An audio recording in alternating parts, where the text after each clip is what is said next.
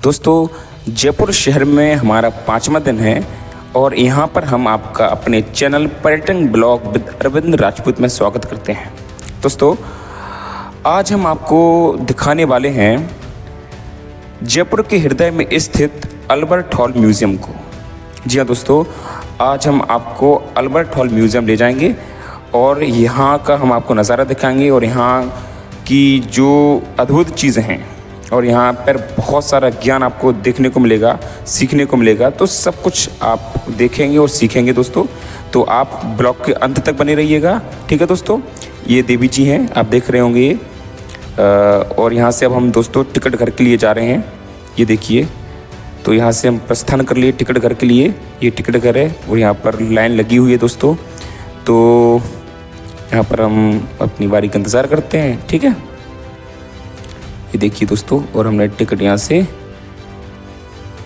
अब हमारा नंबर आएगा तो हम टिकट लेंगे। ये देखिए अब इनका नंबर है, भाई साहब दे रहा है और इन्होंने हमें अब टिकट ये दिया और हमने यहाँ से टिकट लिया और ये रहा टिकट आपके सामने दोस्तों। ये देखिए, ये रहा टिकट आपके सामने, ठीक है दोस्तों। जब कभी भी आप यहाँ पर आना चाहें तो आप टिकट लीजिए और यहाँ से चलिए। हम भी जा रहे हैं। ये देखिए देवी खड़ी हैं जो पुलिस वाली हैं, ये हमारा टिकट चेक कर रही हैं और हम अपना टिकट इनको दिखाते हैं। इन्होंने थोड़ा हमसे कहा रुक जाइए भाई साहब, और इन्होंने अब हमारा टिकट लिया और अब हम यहाँ से आगे बढ़ चले, ठीक है दोस्तों।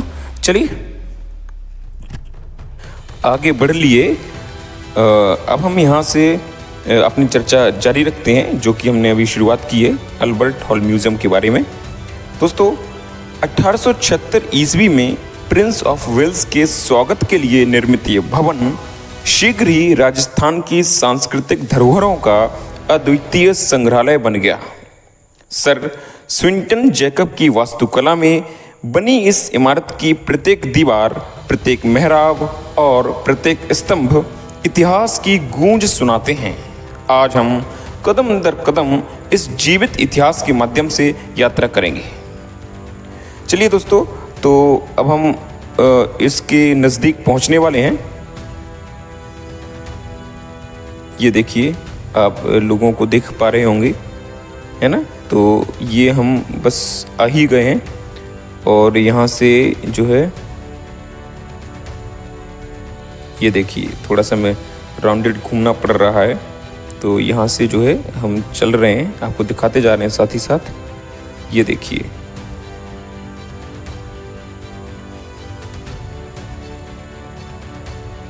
ये देखिए सीढ़ियों से हम आगे बढ़ रहे हैं और यहाँ पर ये पुलिसकर्मी खड़े हुए हैं।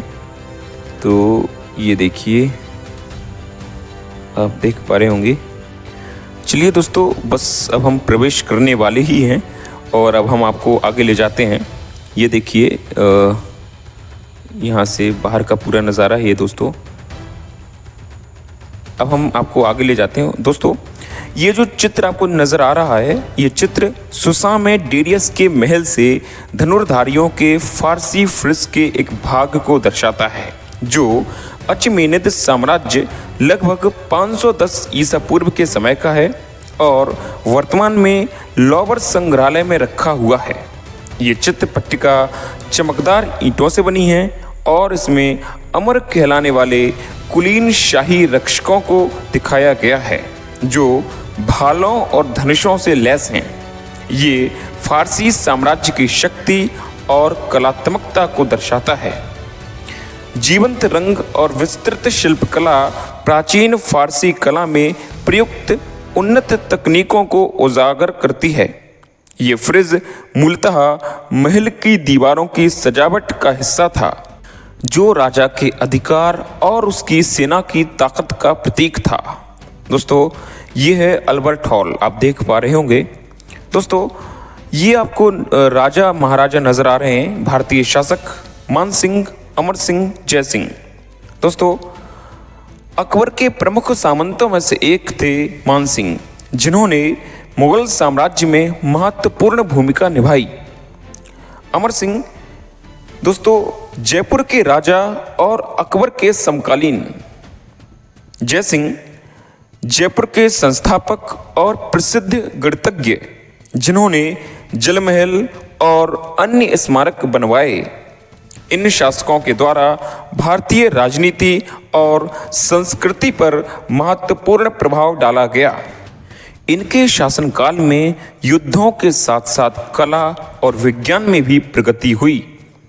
जयसिंह ने खगोल विज्ञान और गणित में कई अनुसंधान किए। इन शासकों की विजय और शासन न केवल भारतीय इतिहास में महत्वपूर्ण है, बल्कि ये भारतीय कला, स्थापत्य और सांस्कृतिक धरोहर के संरक्षणकर्ता भी रहे हैं। चलिए दोस्तों आगे बढ़ते हैं। आगे आपको ये देखिए कालीन नज़र आ रही होंगी दोस्तों। ये है पर्शियन एवं अन्य देशों की कालीन यानी चटाई। दोस्तों पारसी कालीन विश्व प्रसिद्ध है, जिनका चित्रण उनके अत्यधिक जटिल डिज़ाइनों और रंगों में होता है। पारसी कालीनों में ज्यामितीय और फूलों के डिज़ाइन प्रमुख होते हैं। ये कालीन उच्च गुणवत्ता के होते हैं और उनका निर्माण बारीकी से किया जाता है। तुर्की, ईरान और अन्य देशों में इन्हें शासकीय और धार्मिक कार्यों में इस्तेमाल किया जाता था। इन कालीनों की उत्पत्ति प्राचीन फारस यानी ईरान में हुई थी और इन्हें दरबारों में एक प्रतीक के रूप में देखा जाता था। कालीनों में मुख्य रूप से ऊन, रेशम और अन्य प्राकृतिक सामग्री का प्रयोग किया जाता था। दोस्तों जैसा कि आप देख पा रहे हैं, यहाँ मोर ध्वज की कहानी को चित्रित किया गया है। दोस्तों मोर ध्वज का प्रतीक भारतीय संस्कृति में महत्वपूर्ण है, खासकर भारतीय राजाओं द्वारा युद्ध में विजय प्राप्ति के प्रतीक के रूप में।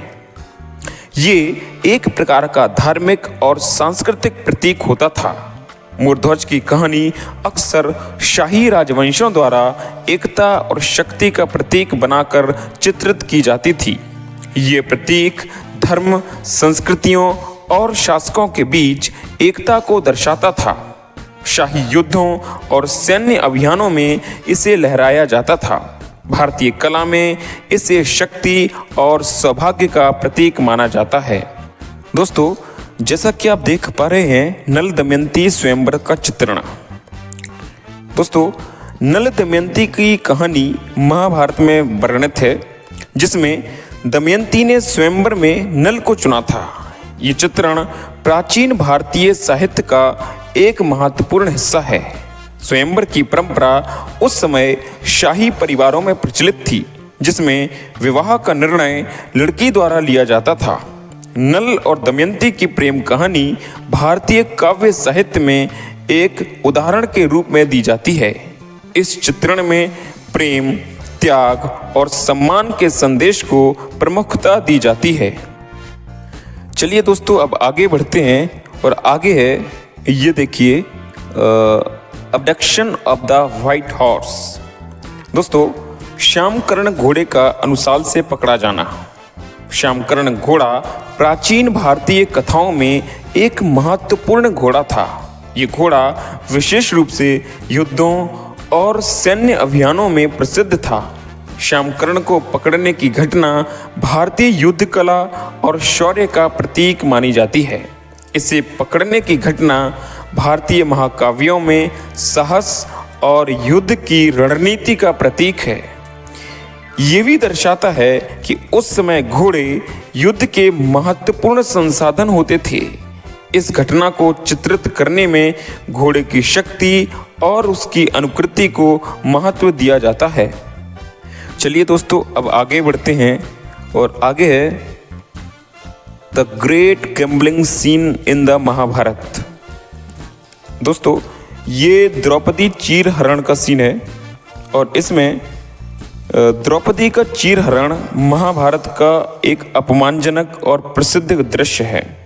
इसमें द्रौपदी को कौरवों द्वारा सभा में नग्न करने की कोशिश की जाती है। ये घटना भारतीय महिलाओं के सम्मान और अधिकारों के प्रतीक के रूप में देखी जाती है। इस घटना ने पांडवों के लिए महाभारत युद्ध को एक प्रेरणा दी। इसके चित्रण में अस्मिता, बलिदान और न्याय की भावना को उजागर किया जाता है। चलिए दोस्तों अब आगे बढ़ते हैं और आगे ये जो देखिए गेट दिख रहा है, यहाँ से हम प्रवेश करते हैं और ये देखिए छोटा सा बच्चा भी जा रहा है, ये भी ज्ञान लेने आया है शायद यहाँ पर। दोस्तों ये है यूरोपियन कला। तो यूरोपियन आर्ट है, इसमें बहुत सारे पात्र हैं, विशेषकर मदिरा, पानी और अन्य पेय पदार्थ पीने के पात्र। दोस्तों प्राचीन भारतीय सभ्यताओं में मदिरा, पानी और अन्य पेय पदार्थों के लिए विभिन्न प्रकार के पात्रों का उपयोग किया जाता था। इन पात्रों में आमतौर पर मिट्टी, धातु, कांच और अन्य सामग्रियों का इस्तेमाल किया जाता था। इन बर्तनों की डिज़ाइन और कारीगरी सांस्कृतिक और धार्मिक परंपराओं के साथ जुड़ी होती थी। दोस्तों अब आप आगे देख रहे हैं, ये ऊपरी खंड है। दोस्तों ये एडम और ईव के चित्र हैं। एडम और ईव का चित्रण बाइबल से जुड़ा हुआ है। ये चित्रण मानवता की उत्पत्ति की कहानी को दर्शाता है, जिसमें एडम और ईव पहले मानव के रूप में उत्पन्न होते हैं। ये कहानी बाइबल के अनुसार धर्म और पाप की उत्पत्ति को दर्शाती है। इसे धार्मिक कला में मानवता की उत्पत्ति के प्रतीक के रूप में देखा जाता है। दोस्तों मध्यकालीन यूरोपीय संग्रह। दोस्तों यहाँ पर यूरोप के लोगों की मूर्तियाँ हैं और ये देखिए, पहले आप पढ़ सकते हैं। देखिए दोस्तों यहाँ पर आप जो कुछ इसमें लिखा है आप इसे पढ़ें। दोस्तों ये देखिए, यूरोप की मूर्तियाँ मुख्य रूप से ग्रीक और रोमन संस्कृति की प्रदर्शनी होती हैं। ये मूर्तियाँ धार्मिक, सांस्कृतिक और ऐतिहासिक महत्व की होती हैं।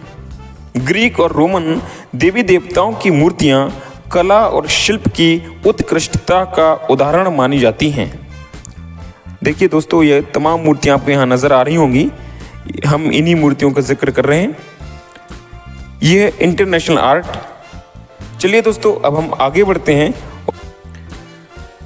दोस्तों अब ये है ग्रेको रोमन संग्रह और इसमें आप ये देखिए, एवियस, जूनो, मिलों का वीनस आदि को यहाँ चित्रित किया गया है। दोस्तों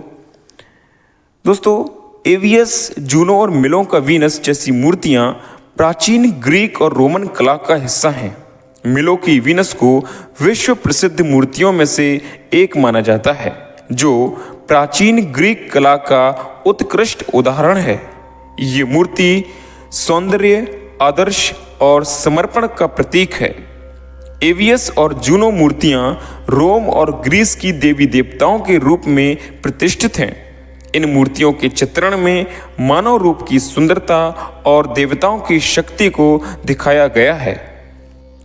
दोस्तों इस मूर्ति को नेपाल से लाया गया है, इसलिए इसे नेपाली बुद्धा कहते हैं। दोस्तों नेपाल की कला शिल्प की विशिष्टता इस मूर्ति में स्पष्ट रूप से दिखाई देती है। ये मूर्ति बौद्ध धर्म के अनुयायियों के लिए एक श्रद्धेय प्रतीक मानी जाती है। नेपाल में बौद्ध संस्कृति का महत्वपूर्ण स्थान है और वहाँ की मूर्तियों का शिल्प वैश्विक कला जगत में प्रसिद्ध है। नेपाली बुद्धा की मूर्तियाँ शांति, ध्यान और आत्मिक उन्नति का प्रतीक मानी जाती हैं। दोस्तों अब आगे बढ़ते हैं और आगे ये है जापान की कला। दोस्तों यहाँ जापान की कलाकृतियाँ अपनी विविधता और शिल्प कौशल के लिए प्रसिद्ध हैं। जापानी कला में चित्रकला, मूर्तिकला, कुम्हार कला और लकड़ी की शिल्प कला प्रमुख हैं। जापान की कला में प्रकृति का गहरा प्रभाव होता है, जिसमें फूलों, पक्षियों और प्राकृतिक दृश्यों का चित्रण होता है। जापान की कला विश्व भर में अपने सुरुचिपूर्ण डिज़ाइनों और उच्च गुणवत्ता के लिए जानी जाती है। जापानी कागज़ और लकड़ी की मूर्तियां भी बहुत प्रसिद्ध हैं। दोस्तों ये है घंटा वर्मा दीवालगिरी। घंटा वर्मा भारतीय कला में एक महत्वपूर्ण मूर्ति शैली है। घंटा वर्मा के रूप में भगवान शिव की उपासना का विशेष महत्व होता है। दीवालगिरी का अर्थ होता है दीवार पर अंकित चित्र, जो विभिन्न धार्मिक और सांस्कृतिक कथाओं को दर्शाते हैं।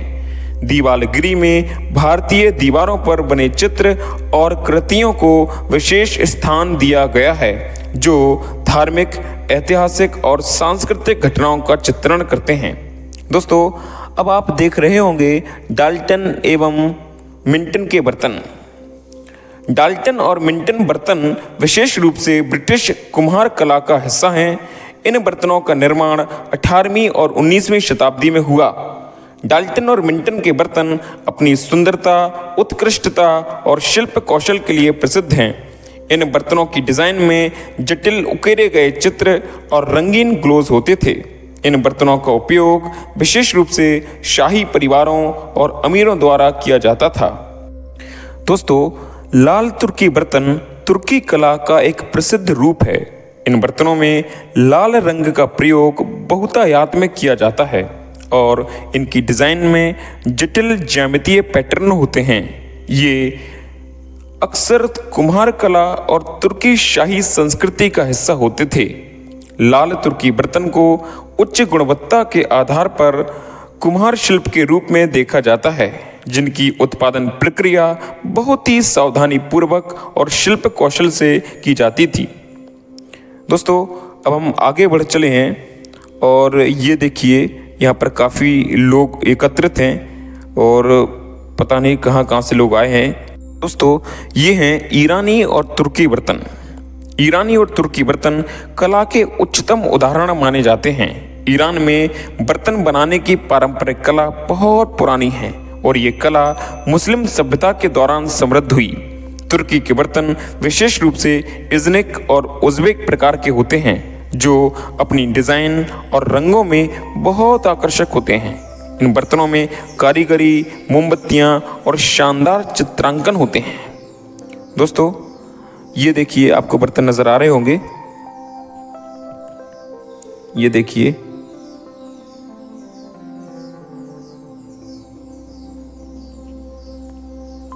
ये देखिए, आपको ये सारे बर्तन आपको नज़र आ रहे होंगे। दोस्तों, अब हम आते हैं जापानी बर्तन पर। जापानी बर्तन अपनी सादगी और उच्च शिल्प कौशल के लिए प्रसिद्ध हैं। जापान की बर्तन कला में सिरेमिक बर्तनों का उत्पादन प्रमुख है। जापानी बर्तन में अक्सर प्राकृतिक तत्वों का चित्रण होता है, जैसे फूल, पेड़ और पक्षी।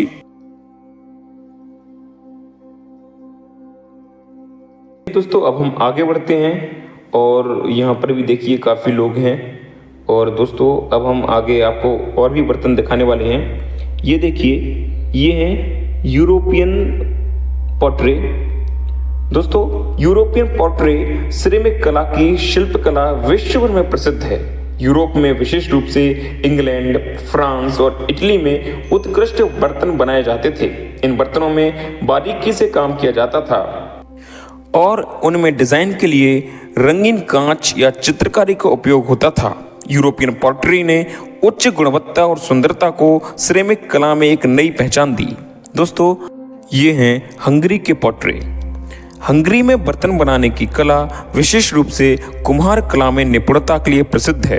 हंगरी के बर्तन में कुम्हार शिल्प और रंगीन चित्रांकन देखने को मिलते हैं। हंगरी के कुम्हार बर्तनों का उपयोग विभिन्न धार्मिक, सांस्कृतिक और घरेलू कार्यों में होता था। हंगरी के बर्तनों का शिल्प कला अन्य यूरोपीय देशों से प्रभावित था। दोस्तों, ये भारतीय राजाओं के चित्र हैं। भारतीय राजाओं के चित्र भारतीय कला के महत्वपूर्ण हिस्से हैं। इनमें प्रमुख रूप से राजपूत राजाओं और दक्षिण भारतीय शासकों के चित्र शामिल होते हैं। इन चित्रों में शाही पोशाक, रॉयल शाही अस्तबल और दरबार का चित्रण किया गया है। भारतीय चित्रकला में इन राजाओं के व्यक्तित्व और उनकी शाही स्थिति को दर्शाया गया है, जिनमें उनकी ताकत, शाही वैभव और न्याय का प्रतीक प्रस्तुत किया गया है। दोस्तों, कांच के बने बर्तन, ये आप देख पा रहे होंगे। कांच के बर्तनों की कला भारत में प्राचीन काल से प्रचलित रही है। कांच का उपयोग विशेष रूप से सजावट की वस्तुओं, लैंप, गिलास, कटोरे और अन्य दैनिक उपयोग की वस्तुओं के निर्माण में किया जाता था। इन बर्तनों में जटिल डिजाइन और कांच के अद्वितीय रंगीन रूप होते हैं। भारत में कांच के बर्तन विशेष रूप से मुगल काल में प्रसिद्ध हुए थे, जहां कांच को शाही वस्त्रों और आभूषणों के रूप में उपयोग किया जाता था। दोस्तों, इसी तरह आपको कई देशों के पात्र हम दिखा रहे हैं। ये देखिए दोस्तों, इस बिंदु में विभिन्न देशों के बर्तनों का उल्लेख किया गया है जो कला की विविधता को दर्शाते हैं। इसमें जापानी, तुर्की, ईरानी, यूरोपीय और भारतीय बर्तन शामिल हैं।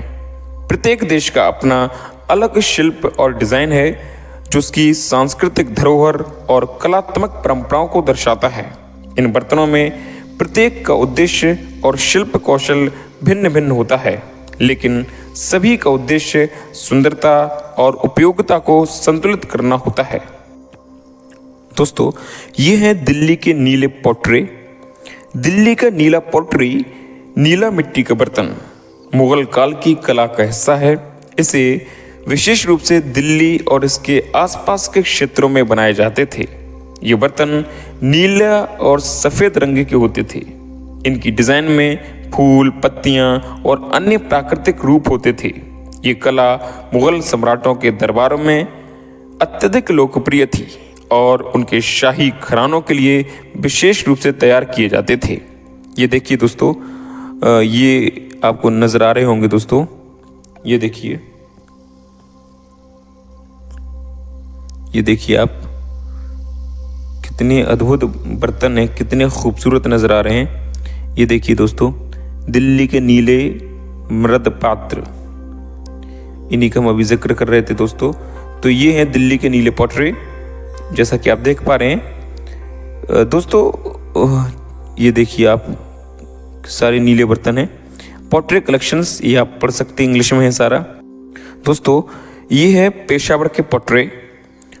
पेशावर का बर्तन कुम्हार शिल्प का प्रमुख उदाहरण है, जिसमें प्राचीन भारतीय और मध्य एशियाई शिल्पकला का मिश्रण होता है। पेशावर के बर्तनों में सामान्य रूप से मिट्टी के बर्तन होते हैं जो पारंपरिक उकेरे गए डिजाइनों और रंगों से सजे होते थे। इन बर्तनों का उपयोग धार्मिक अनुष्ठानों और दैनिक जीवन की ज़रूरतों में किया जाता था। पेशावर के बर्तनों में मध्य एशिया और भारत के शिल्पकला का प्रभाव देखा जा सकता है। दोस्तों, तो ये थे पेशावर के पॉटरे। चलिए दोस्तों, अब हम आगे बढ़ते हैं और आगे है, ये देखिए आपके सामने धीरे धीरे करके हम ला रहे हैं। ये देखिए दोस्तों, ये हैं मुल्तान के नीले एवं श्वेत पॉटरे। दोस्तों, मुल्तान का नीला और सफ़ेद बर्तन जो भारतीय और इस्लामी शिल्पकला का मिश्रण है, बहुत प्रसिद्ध है। ये बर्तन उच्च गुणवत्ता की मिट्टी से बने होते हैं और इनकी डिज़ाइन में इस्लामी कला के फ्लोरल पैटर्न और जटिल ज्यामितीय डिज़ाइन होते हैं। मुल्तान का ये बर्तन कला विशेष रूप से भारत में लोकप्रिय है और इसे कला प्रेमियों द्वारा अत्यधिक सराहा जाता है। दोस्तों, ये है चेन्नई स्थित Madras school of art. Madras school of art भारतीय कला के लिए एक महत्वपूर्ण संस्थान था जो ब्रिटिश राज के दौरान स्थापित हुआ था। इस स्कूल ने भारतीय चित्रकला को आधुनिकता और पारंपरिक शैलियों के बीच एक सेतु के रूप में पेश किया। यहाँ की कला में पश्चिमी और भारतीय शैलियों का सम्मिलन होता था और इसने भारतीय चित्रकला के विकास में महत्वपूर्ण योगदान दिया। मद्रास स्कूल ने भारतीय कला के लिए एक नया दृष्टिकोण प्रस्तुत किया। दोस्तों, अब है पाटन कागजी पेंटेड वेयर। दोस्तों, पाटन का कागजी पेंटेड वेयर भारत के गुजरात राज्य के पाटन क्षेत्र का विशिष्ट शिल्पकला है। इसमें कागज पर चित्रकला की जाती है जो एक अत्यधिक विस्तृत और जटिल प्रक्रिया है। ये कला बेहद सटीक होती है और इसमें भारतीय धार्मिक और सांस्कृतिक प्रतीकों का चित्रण होता है। पाटन के कागजी पेंटिंग्स आमतौर पर कागज और कपड़े पर बनाई जाती थी, जिन्हें बाद में बर्तन और सजावटी वस्तुओं पर चित्रित किया जाता था। दोस्तों, अब है बहावलपुर के कागजी बर्तन। ये देखिए, ये आपको नजर आ रहे होंगे दोस्तों। ये देखिए, लाल रंग के हैं कुछ और धीरे धीरे हम आपको यहाँ दिखा रहे हैं। ये देखिए। तो दोस्तों, बहावलपुर जो पाकिस्तान में है के कागजी बर्तन विशेष रूप से कागज के बने बर्तनों के लिए प्रसिद्ध हैं। इन बर्तनों में अद्भुत कागज के शिल्प और चित्रकला की विशेषता होती थी। बहावलपुर के कागजी बर्तन को आमतौर पर विभिन्न धार्मिक और सांस्कृतिक आयोजनों के दौरान इस्तेमाल किया जाता था। इस शिल्प में कागज पर उकेरे गए चित्रों और रंगीन डिजाइनों का प्रयोग किया जाता था। दोस्तों, अब हम आगे बढ़ते हैं और ये है वंडरलैंड मृदभांड। दोस्तों, वंडरलैंड मृदभांड कुम्हार कला का एक विशेष रूप है जिसमें बर्तनों का निर्माण विशेष प्रकार की मिट्टी से किया जाता है। ये बर्तन उच्च गुणवत्ता वाले होते हैं और उनकी डिजाइन में पारंपरिक शिल्प और चित्रकारी का संगम होता है। वंडरलैंड मृदभांड का उपयोग सजावट की वस्तुओं, धार्मिक अनुष्ठानों और दैनिक जीवन की ज़रूरतों के लिए किया जाता है। इसकी मिट्टी की विशेषता और कलात्मकता इसे और भी आकर्षक बनाती है। दोस्तों, ये है बिदरी ढंग के बंगाली बर्तन। दोस्तों, बिदरी शिल्प एक प्रसिद्ध भारतीय धातु कला है जो विशेष रूप से बंगाल में प्रचलित है। इसमें धातु पर जटिल डिजाइनों को उकेरा जाता है और फिर सोने या चांदी की पंक्तियां से इसे सजाया जाता है। बिदरी बर्तन अत्यधिक सुंदर होते हैं और इनका उपयोग शाही दरबारों और विशेष आयोजनों में किया जाता था। इन बर्तनों में धार्मिक और सांस्कृतिक प्रतीकों को उकेरा जाता है। बिदरी शिल्प को विशेष रूप से चायदान, कटोरे, प्लेट्स और ट्रे के रूप में देखा जाता है। दोस्तों, ये है जालंधर के बर्तन। जालंधर के बर्तन विशेष रूप से कुम्हार कला का हिस्सा है जो प्राचीन भारतीय शिल्प का अद्भुत उदाहरण है। इन बर्तनों को मिट्टी से बनाया जाता है और इन्हें हाथ से उकेर कर सजाया जाता है। जालंधर के बर्तनों में पारंपरिक डिजाइनों के साथ साथ धार्मिक और सांस्कृतिक तत्वों को दर्शाया जाता है। ये बर्तन आमतौर पर ग्रामीण इलाकों में धार्मिक अनुष्ठानों और कृषि कार्यों में उपयोग किए जाते थे। दोस्तों, चलिए आगे बढ़ते हैं और ये है हाल सिंध के बर्तन। सिंध क्षेत्र के बर्तन जो आज पाकिस्तान में स्थित हैं, प्राचीन शिल्प कला का प्रतिनिधित्व करते हैं। इन बर्तनों में विशेष रूप से मिट्टी की कला और चित्रकला का उपयोग किया जाता है। सिंध के बर्तनों में पारंपरिक डिजाइन होते हैं जो आमतौर पर जलवायु, कृषि और धार्मिक विषयों पर आधारित होते हैं। सिंध के कुम्हार अपने बर्तनों को शाही आयोजनों और दैनिक जीवन में उपयोग के लिए तैयार करते थे। दोस्तों, अब आगे बढ़ते हैं और ये है इंद्रगढ़ के लाख के भांड। लाख के भांड यानी कि लाख कला एक प्राचीन भारतीय शिल्प कला है जिसमें लाख रेशम का उपयोग करके बर्तन और अन्य सजावटी वस्तुएं बनाई जाती हैं। इंद्रगढ़ क्षेत्र में लाख के भांड विशेष रूप से सुंदर होते थे और इनका उपयोग धार्मिक और शाही आयोजनों में किया जाता था।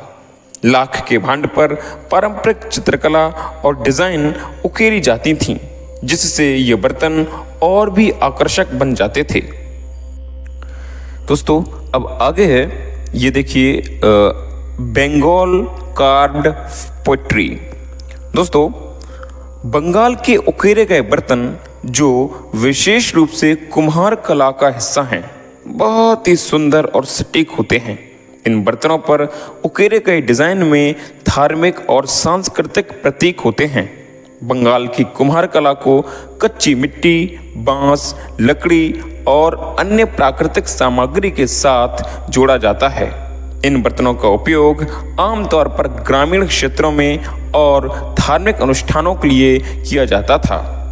दोस्तों, अब है चिलम। चिलम एक पारंपरिक भारतीय धूम्रपान यंत्र है जो मुख्य रूप से तंबाकू या अन्य हर्बल पदार्थों के धूम्रपान के उपयोग के लिए किया जाता है।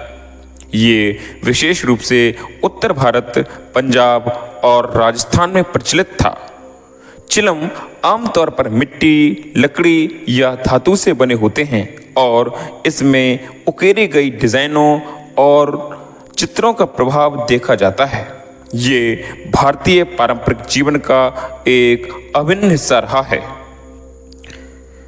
दोस्तों अब आगे है Patan red and black ware.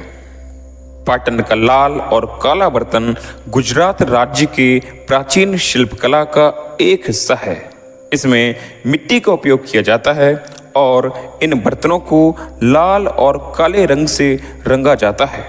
Patan के बर्तनों में पारंपरिक डिजाइनों के साथ साथ जटिल चित्रकला भी होती है। ये बर्तन विशेष रूप से ग्रामीण इलाकों और धार्मिक आयोजनों के लिए बनाए जाते थे। दोस्तों अब आगे है बीकानेर गोल्ड लेकर वेयर ऑन पॉटरे। दोस्तों बीकानेर का गोल्ड लेकवेयर वेयर एक अद्वितीय कुम्हार कला है जिसमें बर्तन पर सोने की परत चढ़ाई जाती है। बीकानेर में ये कला शाही दरबारों और विशेष आयोजनों में अत्यधिक लोकप्रिय थी। इसमें बर्तन की मिट्टी पर गोल्ड लेकवेयर यानी सुनहरी परत चढ़ाई जाती है जिससे ये और भी आकर्षक और भव्य बन जाते हैं। इन बर्तनों पर धार्मिक और सांस्कृतिक डिजाइन उकेरे जाते थे। चलिए दोस्तों अब आगे बढ़ते हैं और आगे है चामुंडा माता मूर्ति। दोस्तों चामुंडा माता की मूर्ति हिंदू देवी चामुंडा के रूप में प्रकट होती है। ये मूर्तियां विशेष रूप से राजस्थान और गुजरात क्षेत्र में पाई जाती हैं। चामुंडा माता को शक्ति की देवी माना जाता है और इनकी पूजा कई प्राचीन मंदिरों में की जाती है। चामुंडा माता की मूर्तियों में देवी के युद्ध और उनके शत्रुओं पर विजय के चित्रण होते हैं। दोस्तों अब है मातृका पट्ट मूर्ति 8वीं शताब्दी। जी हाँ दोस्तों, मातृका पट्ट मूर्तियां 8वीं शताब्दी की हैं और इनका संबंध हिंदू धर्म की मातृका यानी माँ जिन्हें हम देवी की तरह पूजते हैं। ये मूर्तियां आमतौर पर पत्थर या धातु से बनी होती थीं और इन पर विभिन्न देवी देवताओं के चित्रण होते थे। मातृका पूजा का महत्व भारतीय धर्म और संस्कृति में प्राचीन काल से है और इन मूर्तियों का विशेष रूप से मध्य भारत में अधिक प्रसार था। चलिए दोस्तों आगे बढ़ते हैं और आगे हैं ब्रह्माणी मूर्ति। दोस्तों ब्रह्माणी मूर्ति हिंदू देवी ब्रह्माणी की पूजा से संबंधित हैं। ब्रह्माणी देवी को शक्ति की प्रतीक माना जाता है और ये देवी शक्ति की प्रमुख रूप से मानी जाती हैं। ये मूर्ति विशेष रूप से मध्य भारत और राजस्थान के मंदिरों में पाई जाती हैं। इस मूर्ति का आकार और डिजाइन ब्रह्माणी के शक्तिशाली रूप को दर्शाता है।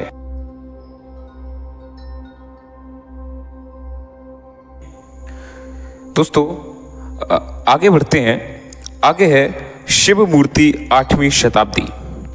ये देखिए दोस्तों 8वीं शताब्दी की शिव मूर्तियां हिंदू धर्म के प्रमुख देवता शिव की पूजा का अभिन्न हिस्सा हैं।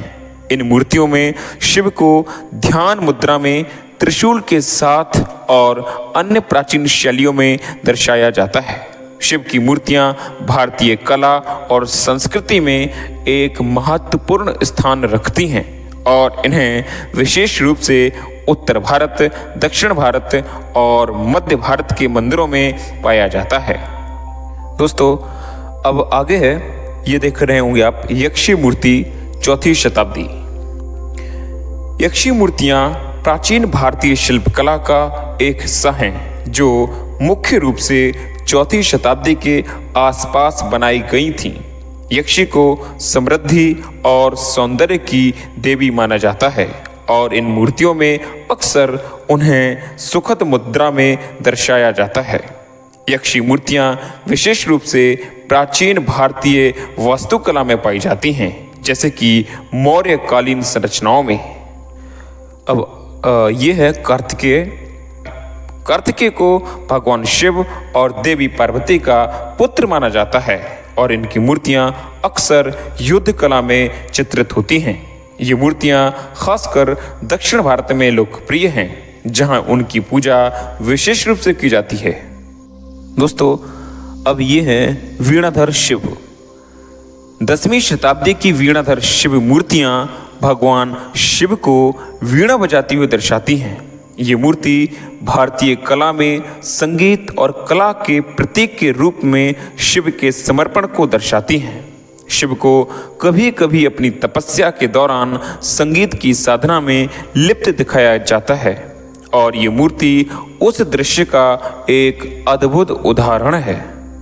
दोस्तों, अब है महिषासुर मर्दिनी। महिषासुर मर्दिनी 8वीं शताब्दी की मूर्तियां प्रमुख हिंदू कलाकृतियां हैं, जो देवी दुर्गा द्वारा महिषासुर राक्षस को हराने के दृश्य को दर्शाती हैं। इन मूर्तियों में दुर्गा देवी को एक हाथ में त्रिशूल और दूसरे हाथ में महिषासुर को मारते हुए दिखाया जाता है। ये कला का उत्कृष्ट उदाहरण है, जो शक्ति और धर्म की विजय का प्रतीक है। दोस्तों, अब है दशावतार एवं नवग्रहों के साथ चतुर्भुजी विष्णु मूर्ति। दोस्तों, चतुर्भुजी विष्णु मूर्ति में भगवान विष्णु के 4 हाथ होते हैं, जिनमें शंख, चक्र, गदा और पद्म होते हैं। 10वीं शताब्दी की इस मूर्ति में दशावतार और नवग्रहों के चित्रण के साथ भगवान विष्णु को दर्शाया गया है, जो भारतीय धार्मिक कला का एक महत्वपूर्ण उदाहरण है। ये मूर्ति विशेष रूप से मंदिरों में देखी जाती है, जहां विष्णु की पूजा की जाती है। दोस्तों, आगे बढ़ते हैं और आगे है रावणानुग्रह मूर्ति। दोस्तों, रावणानुग्रह मूर्तियां हिंदू धर्म की प्राचीन शिल्पकला का हिस्सा हैं, जिसमें रावण द्वारा भगवान शिव की पूजा करने का दृश्य दर्शाया जाता है। ये मूर्तियां 8वीं शताब्दी की हैं और इनका उद्देश्य रावण के त्याग और भक्ति को प्रदर्शित करना है। इन मूर्तियों में रावण के भक्तिपूर्ण रूप को देखा जा सकता है, जिसमें वो भगवान शिव के समक्ष पूजा करता हुआ दिखाई देता है। दोस्तों, अब ये हैं चतुर्भुज विष्णु। जयपुर में पाई जाने वाली 10वीं शताब्दी की चतुर्भुज विष्णु मूर्ति एक प्रसिद्ध शिल्पकला का उदाहरण है। इस मूर्ति में भगवान विष्णु के 4 हाथ होते हैं और उनके हाथों में शंख, चक्र, गदा और पद्म होते हैं। जयपुर की मूर्ति विशेष रूप से शाही दरबारों में पाई जाती है और इसका ऐतिहासिक और धार्मिक महत्व है। चलिए दोस्तों, अब आगे बढ़ते हैं और आगे है मुनि सुव्रतनाथ। दोस्तों, 10वीं शताब्दी की मुनि सुव्रतनाथ की मूर्ति झुंझुनू में पाई जाती है और ये जैन धर्म के प्रमुख तीर्थंकर मुनि सुव्रत की पूजा का प्रतीक है। ये मूर्ति विशेष रूप से जैन मंदिरों में पाई जाती है, जहां मुनि सुव्रतनाथ को ध्यान मुद्रा में दिखाया जाता है। जैन धर्म के अनुयायी इस मूर्ति की पूजा करते हैं और ये कला के एक उत्कृष्ट उदाहरण के रूप में मानी जाती है। चलिए दोस्तों, अब आगे बढ़ते हैं और आगे है चतुर्भुज विष्णु मूर्ति। दोस्तों, चतुर्भुज विष्णु मूर्तियां हिंदू धर्म के भगवान विष्णु की पूजा का एक महत्वपूर्ण हिस्सा हैं, जिनमें भगवान विष्णु के 4 हाथ होते हैं।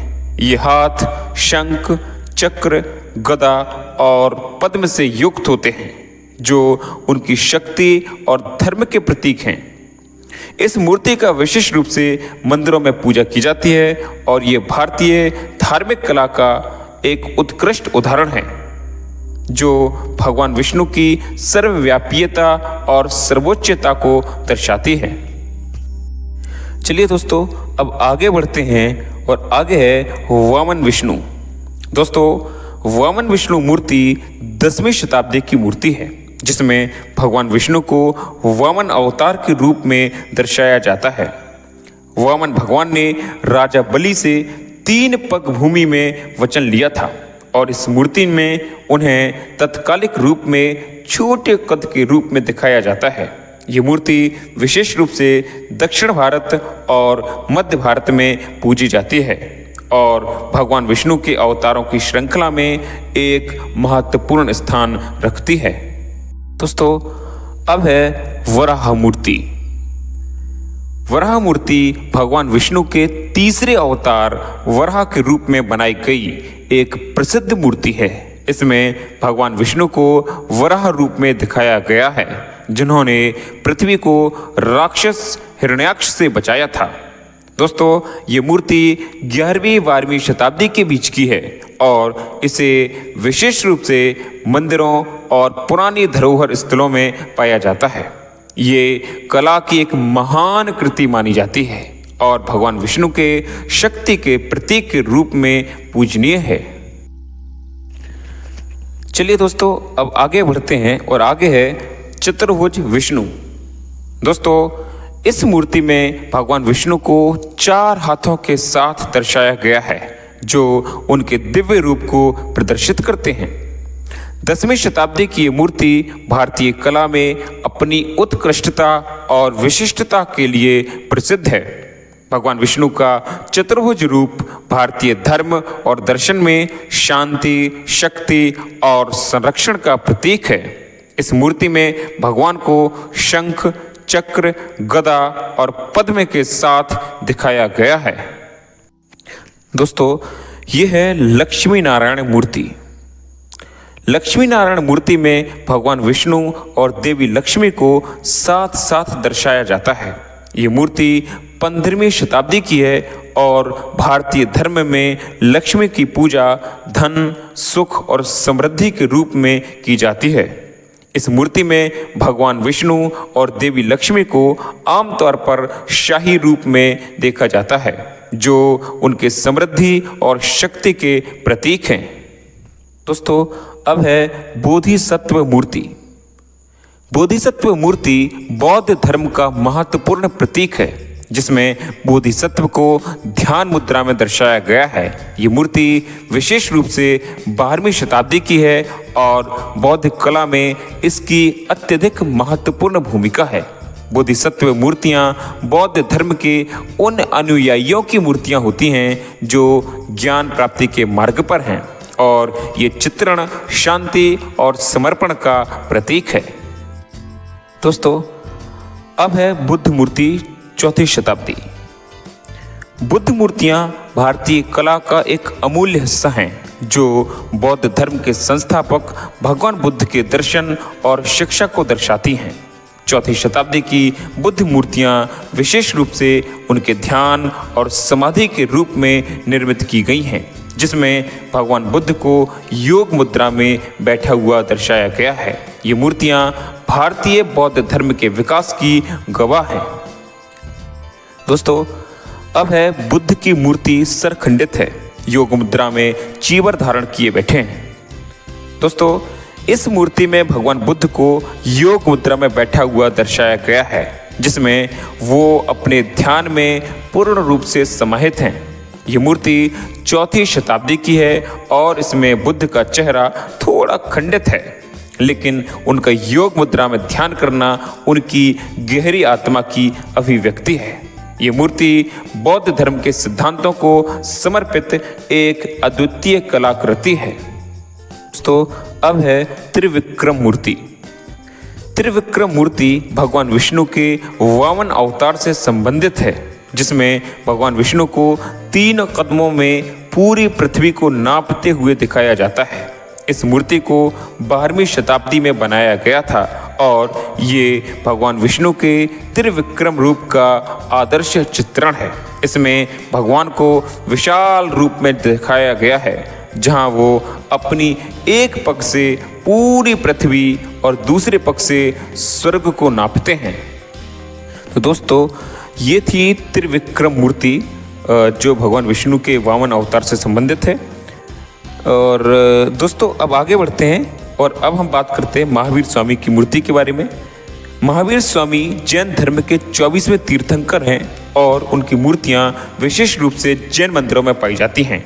इन मूर्तियों में महावीर स्वामी को ध्यान मुद्रा में या समर्पण मुद्रा में दर्शाया जाता है ये मूर्तियां जैन धर्म की अत्यंत महत्वपूर्ण कलाकृतियां मानी जाती हैं और ये मुक्ति, अहिंसा और सत्य के मार्ग पर चलने की प्रेरणा देती हैं। यह दोस्तों अस्त्र शस्त्र। भारतीय इतिहास में अस्त्र शस्त्रों का विशेष स्थान है जो युद्ध में उपयोग किए जाते थे। इन शस्त्रों में तलवार, ढाल, संगीन, खांडा, ऊना और शमशीर प्रमुख हैं।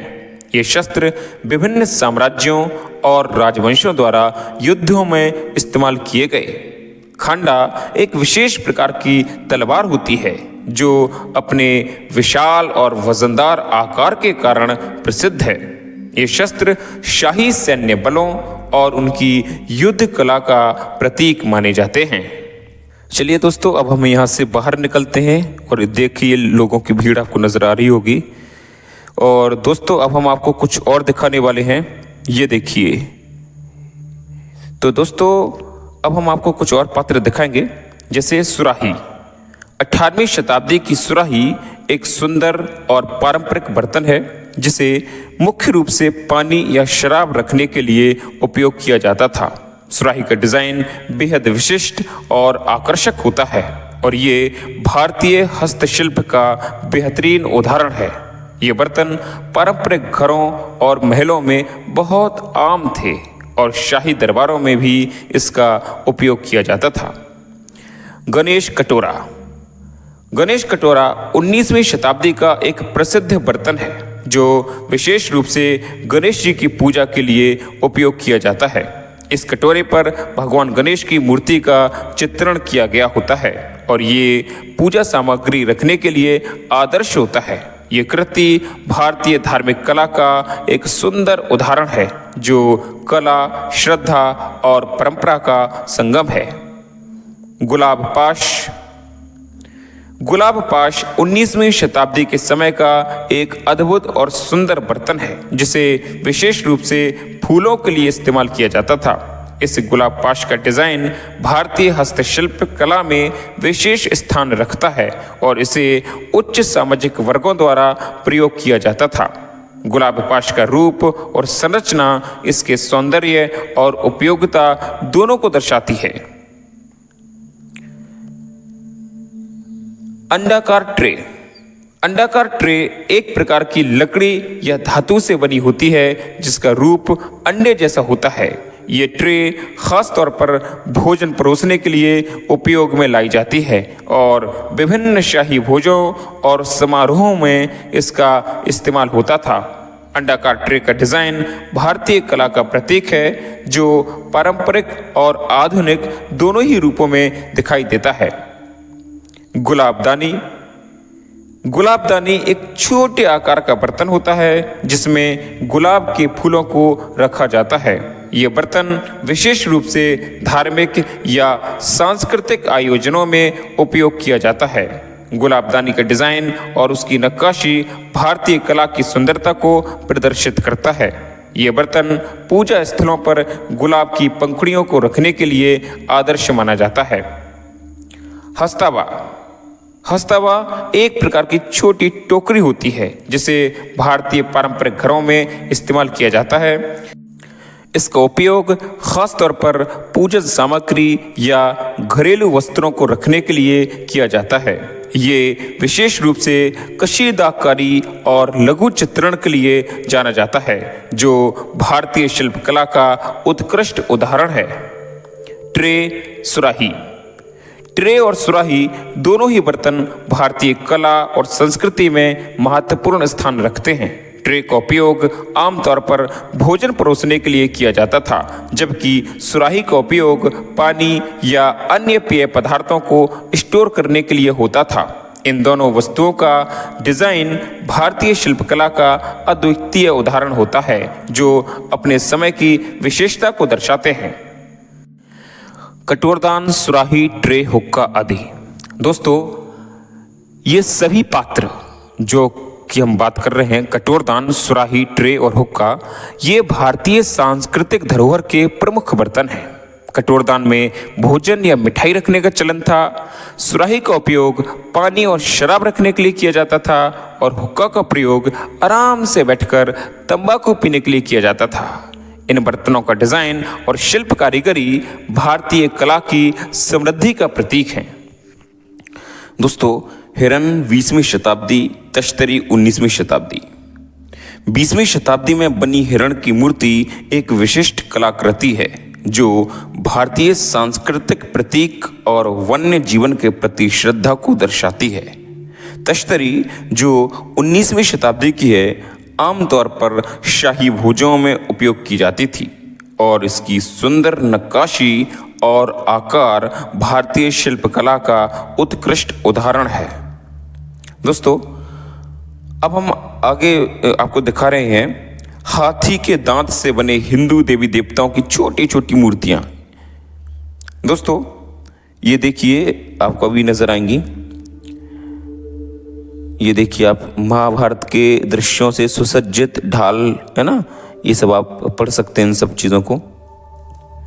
अब आप देखिए, इसमें छोटी छोटी मूर्तियां आपको नजर आएंगी दोस्तों। तो दोस्तों, हाथी के दांत से बनी मूर्तियां भारतीय कला और संस्कृति का अहम हिस्सा हैं। ये मूर्तियां विशेष रूप से हिंदू देवी देवताओं की होती हैं जो धार्मिक पूजा और श्रद्धा का प्रतीक मानी जाती हैं। हाथी के दांत को नक्काशी के लिए आदर्श सामग्री माना जाता है क्योंकि इसकी कोमलता और मजबूती दोनों ही इसे सुंदर और टिकाऊ बनाती हैं। इन मूर्तियों का उपयोग विशेष रूप से मंदिरों और घरों में पूजा के दौरान होता है।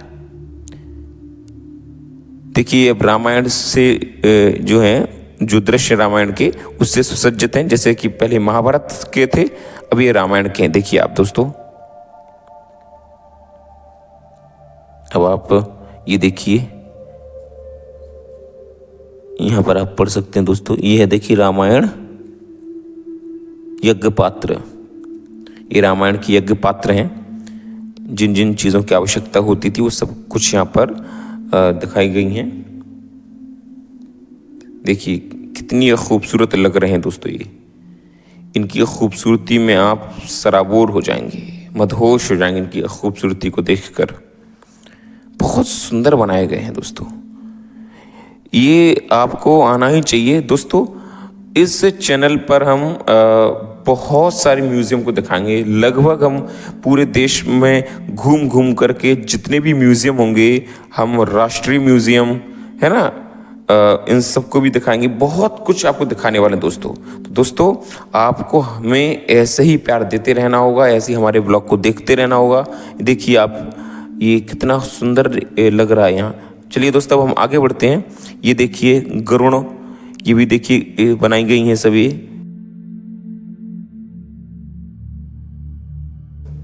ये देखिए कितने लोग आए हुए हैं यहाँ पर दोस्तों। अब हम चलिए सीढ़ी से ऊपर चढ़ते हैं। ये देखिए, और अब हम ऊपर जाते हैं दोस्तों।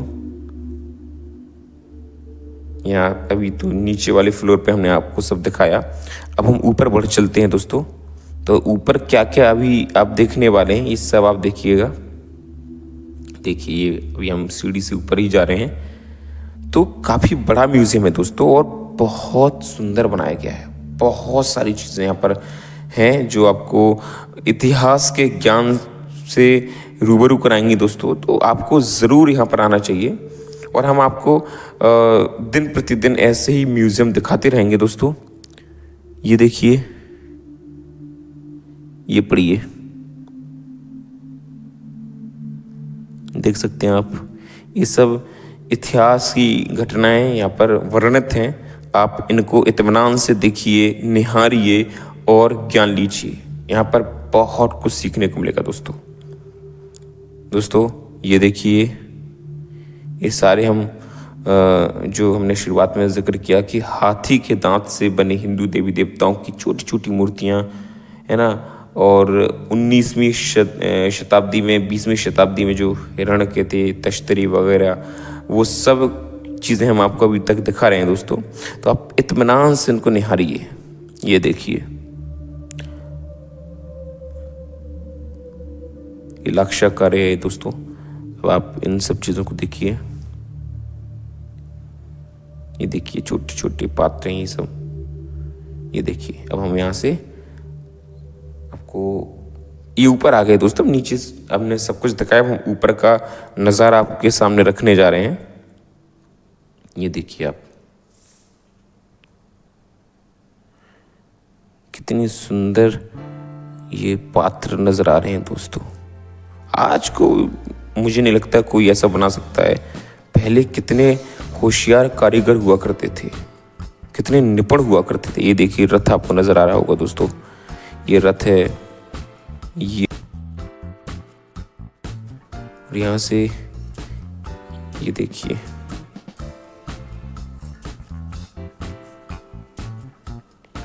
ये देखिए नीचे का नज़ारा है, हम ऊपर से दिखा रहे। ऊपर से कितना टॉप शॉट जो होता है वो हाई एंगल से बहुत ही खूबसूरत लगता है जब आप नीचे दिखाते हैं आप, है ना। तो ये सारी चीज़ें हैं।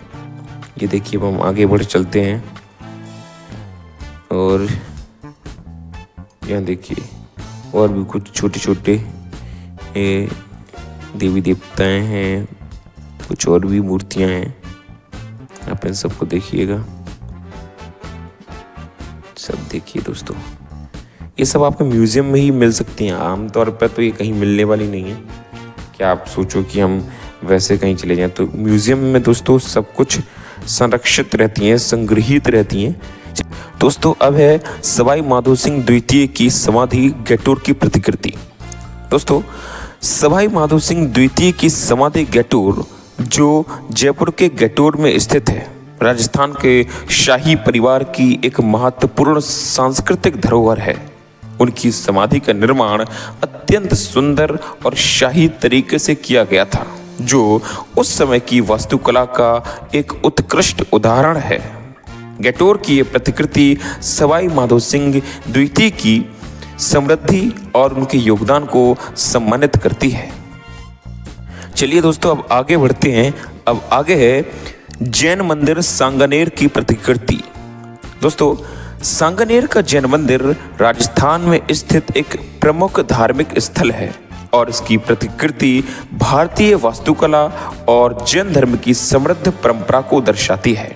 इस मंदिर का निर्माण शाही शिल्पकला का अद्भुत उदाहरण है और ये जैन धर्म के अनुयायियों के लिए एक महत्वपूर्ण तीर्थ स्थल है। चलिए दोस्तों अब हम आगे बढ़ते हैं और आगे आपको दिखाने जा रहे हैं। ये देखिए अब आप देखेंगे फिर आपको समझ में आएगा।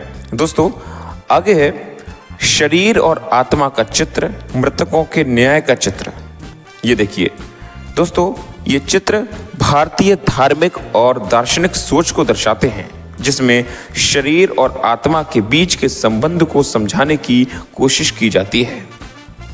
दोस्तों मृतकों के न्याय का चित्रण जीवन के बाद के परिणामों पर आधारित होता है, जो भारतीय विश्वास प्रणाली में महत्वपूर्ण स्थान रखता है। ये चित्रकला और दर्शन के संगम को दर्शाते हैं। दोस्तों अब आगे है राजा महाराजाओं एवं रानियों की पोशाक। भारतीय राजा महाराजाओं और रानियों की पोशाक उनकी शाही स्थिति और ऐतिहासिक समय की विशेषता को दर्शाती है। इन पोशाकों में रेशमी वस्त्र, आभूषण और अन्य सांस्कृतिक प्रतीक होते थे, जो उनके सम्मान और सामाजिक स्थिति को व्यक्त करते थे। भारतीय दरबारों में इन पोशाकों का महत्व था और ये भारतीय फैशन का ऐतिहासिक उदाहरण प्रस्तुत करती है। दोस्तों अब ये है लकड़ी के ठप्पे। दोस्तों लकड़ी के ठप्पे एक प्राचीन कला रूप है, जिन्हें विशेष रूप से मुद्रण और चित्रांकन के लिए उपयोग किया जाता था।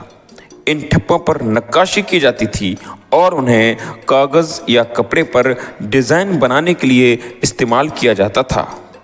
ये हस्तशिल्प तकनीक भारतीय कला और संस्कृति का एक महत्वपूर्ण हिस्सा है, जो चित्रकला और मुद्रण कला को समृद्ध करती है। दोस्तों अब है पगड़ी। पगड़ी भारतीय संस्कृति और शाही परंपरा का एक महत्वपूर्ण हिस्सा है। ये विशेष रूप से राजपूतों, मुगलों और अन्य भारतीय शाही परिवारों द्वारा पहनी जाती थी। पगड़ी केवल एक फैशन स्टेटमेंट नहीं, बल्कि ये सम्मान, शाही स्थिति और पहचान का प्रतीक भी होती थी। पगड़ी का डिजाइन और रंग विभिन्न समुदायों और जातियों के बीच भिन्न भिन्न होते थे। चलिए दोस्तों आगे बढ़ते हैं। आगे है सिक्के।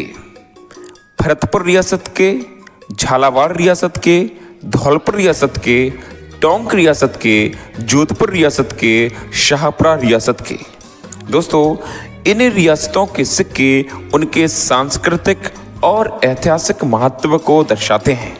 प्रत्येक रियासत के सिक्कों पर शाही प्रतीक, शासकों का नाम और उनकी शासन शैली के संकेत होते थे।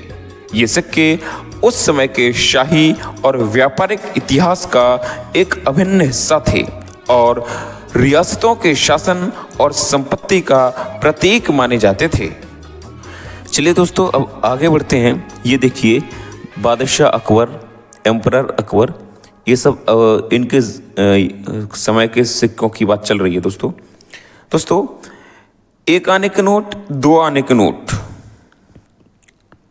भारतीय मुद्रा में आने एक प्रमुख इकाई थी और ये प्राचीन भारतीय नोटों का हिस्सा थी। 1 आने और 2 आने के नोटों का प्रयोग 19वीं और 20वीं शताब्दी में किया जाता था। इन नोटों का डिजाइन और मुद्रण भारतीय वित्तीय प्रणाली के विकास को दर्शाता है। ये नोट भारतीय इतिहास के महत्वपूर्ण मुद्रा तत्वों में से एक थे और इनका उपयोग आर्थिक लेन देन में किया जाता था। चलिए दोस्तों अब हम आगे बढ़ते हैं। आगे ये देखिए मुद्रा दीर्घा, यहाँ पर एक कॉइन्स गैलरी ही है दोस्तों। अब आप आगे बढ़ते जाइए और यहाँ पर आप देखेंगे, ये देखिए कॉइन्स गैलरी, तो आपको ये सब कुछ नज़र आएगा दोस्तों इसमें हम आपको दिल्ली सल्तनत के सिक्के, जिसमें कि मुबारक शाह, मोहम्मद बिन तुगलक, इब्राहिम लोदी के सिक्के, फिर मुग़लों के यानी कि अकबर, जहांगीर, शाहजहां, औरंगज़ेब, फ़र्रुखसियर, इन सब के सिक्कों के बारे में बताने जा रहे हैं। ठीक है दोस्तों, दिल्ली सल्तनत और मुग़ल साम्राज्य के सिक्के भारतीय इतिहास में महत्वपूर्ण हैं क्योंकि ये शासकों की सत्ता और शासन के प्रतीक होते थे। मुग़ल सम्राटों जैसे अकबर, जहांगीर, शाहजहां और औरंगज़ेब के सिक्कों पर उनके शासन के प्रतीक, उनका नाम और शक्ति का प्रतीक अंकित होता था। ये सिक्के भारतीय इतिहास के वित्तीय और सांस्कृतिक संदर्भ को समझाने में सहायक हैं। दोस्तों अब ये है पंच मार्क्ड कॉइन या आहत मुद्रा। दोस्तों आहत मुद्रा या पंच मार्क्ड कॉइन सिक्का जो है भारतीय इतिहास में विशेष महत्व रखता है। ये सिक्का प्राचीन भारतीय राज्यों द्वारा उपयोग किया जाता था और इसका नाम पंच मार्क्ड इसके निर्माण स्थान से आया है। इस सिक्के का डिज़ाइन विशेष रूप से शाही प्रतीकों, धार्मिक आस्थाओं और क्षेत्रीय कला का मिश्रण था। ये सिक्का भारतीय मुद्रा के विकास की प्रक्रिया को दर्शाता है और व्यापारिक लेन देन में इसकी भूमिका महत्वपूर्ण थी। दोस्तों अब हम आगे बढ़ते हैं और आगे है यौधीय जनपदीय सिक्के। दोस्तों यौधीय जनपद सिक्के प्राचीन भारत के यौधीय जनपद द्वारा जारी किए गए थे। ये सिक्के जनपद के शासकों की शक्ति और उनके शासन की पहचान थे। इन सिक्कों पर शासक का नाम और उनके धार्मिक और सांस्कृतिक प्रतीक अंकित होते थे। यौधीय सिक्के भारतीय पुरातात्विक अनुसंधान का अहम हिस्सा हैं और इनकी पहचान और वितरण प्राचीन भारतीय अर्थव्यवस्था के बारे में महत्वपूर्ण जानकारी प्रदान करते हैं। दोस्तों अब है मालव जनपदीय सिक्के। मालव जनपद के सिक्के प्राचीन भारत के मालव राज्य द्वारा जारी किए गए थे। ये सिक्के मुख्य रूप से व्यापार और आर्थिक लेन देन के लिए उपयोग होते थे। इन सिक्कों पर धार्मिक प्रतीक, शासकों के नाम और उनकी शक्ति का प्रतीक अंकित होता था।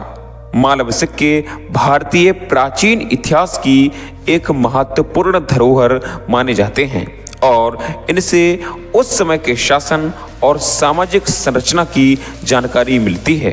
दोस्तों, अब है इंडो ग्रीक सिक्के। इंडो ग्रीक सिक्के जो कि ग्रीक शासकों द्वारा भारतीय उपमहाद्वीप में जारी किए गए थे, भारतीय इतिहास में एक अनूठा स्थान रखते हैं। इन सिक्कों पर ग्रीक शैली के चित्र और भारतीय शासकों के प्रतीक अंकित होते थे। ये सिक्के भारतीय और ग्रीक संस्कृति के संगम को दर्शाते हैं और भारतीय कला में ग्रीक प्रभाव की पुष्टि करते हैं। ये सिक्के व्यापार और सांस्कृतिक आदान प्रदान के महत्वपूर्ण उदाहरण हैं। दोस्तों, अब है गुप्तकालीन सिक्के।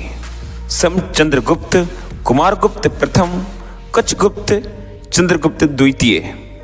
दोस्तों, गुप्त काल के सिक्के भारतीय इतिहास के स्वर्ण युग के प्रतीक माने जाते हैं। समचंद्रगुप्त, कुमारगुप्त, कच्छगुप्त और चंद्रगुप्त द्वितीय के सिक्कों पर उनके नाम और राजकीय प्रतीक अंकित होते थे। गुप्त काल के सिक्कों की विशेषता ये थी कि इनमें बारीकी से नक्काशी की जाती थी और जो उस समय की उच्च कला और शिल्प कौशल को दर्शाता था। इन सिक्कों का उपयोग व्यापार और लेन देन में किया जाता था और ये गुप्त साम्राज्य की समृद्धि को दर्शाते हैं। दोस्तों, अब आगे है इंडो ससेनियन सिक्के। इंडो ससेनियन सिक्के भारतीय और फारसी संस्कृति का अद्भुत मिश्रण थे। ये सिक्के ससेनियन साम्राज्य द्वारा भारतीय उपमहाद्वीप में जारी किए गए थे। इन सिक्कों पर फारसी और भारतीय प्रतीक जैसे कि शाही प्रतीक, देवताओं के चित्र और शासकों के नाम अंकित होते थे। ये सिक्के उस समय के सांस्कृतिक आदान प्रदान और व्यापारिक संबंधों का प्रतीक थे। दोस्तों, अब है कनिष्क के सिक्के। कनिष्क के सिक्के कुषाण साम्राज्य के महान सम्राट कनिष्क के समय में जारी किए गए थे। ये सिक्के विशेष रूप से उनके शासन की शक्ति और उनके द्वारा किए गए धार्मिक और सांस्कृतिक कार्यों का प्रतीक थे। कनिष्क के सिक्कों पर उनके चित्र और बौद्ध धर्म के प्रतीक अंकित होते थे, जो उनके बौद्ध धर्म के प्रति समर्पण को दर्शाते थे। ये सिक्के भारतीय मुद्रा इतिहास के महत्वपूर्ण भाग हैं। दोस्तों, अब ये है आदि वराह सिक्का। आदि वराह सिक्का भारतीय प्राचीन सिक्कों का एक दुर्लभ प्रकार है, जो विशेष रूप से हिंदू धर्म के भगवान वराह के चित्रण के साथ जारी किया गया था। इस सिक्के पर भगवान वराह की आकृति अंकित होती है, जो उनके धार्मिक महत्व को दर्शाता है। दोस्तों, अब है कलचुरी शासकों के सिक्के गांगेय देव। कलचुरी शासकों के सिक्के विशेष रूप से गांगेय देव के शासनकाल में प्रसिद्ध हैं। इन सिक्कों पर शासक का नाम और उनके द्वारा किए गए धार्मिक कार्यों का उल्लेख होता था। इन सिक्कों का डिजाइन और उनका प्रयोग कलचुरी साम्राज्य की राजनीतिक और सांस्कृतिक गतिविधियों को दर्शाता है। ये हैं चौहान शासकों के सिक्के। सामंत देव, राजा चहड़ देव, अजय देव, महाराज अजय देव। दोस्तों, चौहान शासकों के सिक्के भारतीय इतिहास में अत्यंत महत्वपूर्ण हैं, क्योंकि ये राजपूत शासकों की शक्ति और ऐतिहासिक प्रभाव को दर्शाते हैं। सिक्कों पर शासक का नाम, उनके प्रतीक और कभी कभी धार्मिक चित्रांकन होते थे। ये सिक्के उस समय के व्यापारिक और सांस्कृतिक आदान प्रदान के प्रमाण हैं और विशेष रूप से राजस्थान और अन्य उत्तर भारतीय क्षेत्रों में इनका महत्व था। दोस्तों, अब है इल्तुतमिश के सिक्के, मोहम्मद बिन साम के सिक्के, अलाउद्दीन खिलजी के सिक्के, कुतुबुद्दीन मुबारक शाह के सिक्के, गयासुद्दीन बलबन मुबारक शाह, इब्राहिम लोदी, बादशाह अकबर आदि के सिक्के। दोस्तों, दिल्ली सल्तनत के शासकों द्वारा जारी किए गए सिक्के भारतीय इतिहास के महत्वपूर्ण दस्तावेज हैं। इनमें इल्तुतमिश, मोहम्मद बिन तुगलक और अकबर जैसे शासकों के सिक्के शामिल हैं, जो उनके शासन की शक्ति, धार्मिक नीति और सांस्कृतिक प्रभाव को दर्शाते हैं। इन सिक्कों पर शासकों के नाम, उनके प्रतीक और कभी कभी धार्मिक और राजनीतिक संदेश अंकित होते थे। दोस्तों, अब है नवग्रहों की छोटी छोटी मूर्तियाँ। नवग्रहों की मूर्तियाँ भारतीय पौराणिक मान्यताओं और ज्योतिष के प्रतीक हैं। नवग्रह, जिन्हें सूर्य, चंद्रमा, मंगल, बुध, गुरु, शुक्र, शनि, राहु और केतु के रूप में पूजा जाता है, भारतीय संस्कृति में महत्वपूर्ण स्थान रखते हैं। इन मूर्तियों का उपयोग विशेष रूप से धार्मिक अनुष्ठानों में किया जाता है और ये भारतीय समाज के ज्योतिषीय विश्वासों और आस्थाओं को प्रकट करती है। तो दोस्तों, ये था हमारा अल्बर्ट हॉल म्यूजियम जयपुर का ब्लॉग। आशा करता हूँ आपको पसंद आया होगा और बहुत कुछ सीखने को मिला होगा। दोस्तों, आप हमारे चैनल के साथ ऐसे ही बने रहिएगा, हमें बहुत सारा प्यार देते रहिएगा। हम आपके सामने एक से बढ़कर एक वीडियो लेकर आते रहेंगे। हम पूरे देश का भ्रमण करेंगे और बहुत सारा ज्ञान आपको अपने वीडियो के माध्यम से देते रहेंगे। ठीक है दोस्तों, तो वीडियो को बहुत ज़्यादा शेयर कीजिए ताकि आपके साथ साथ और भी लोग हमारे इस ब्लॉग के माध्यम से इतिहास की जानकारी ले सकें, धार्मिक स्थलों की जानकारी ले सकें। ठीक है, चलिए मिलते हैं आपसे अगले वीडियो में। तब तक के लिए बहुत बहुत धन्यवाद।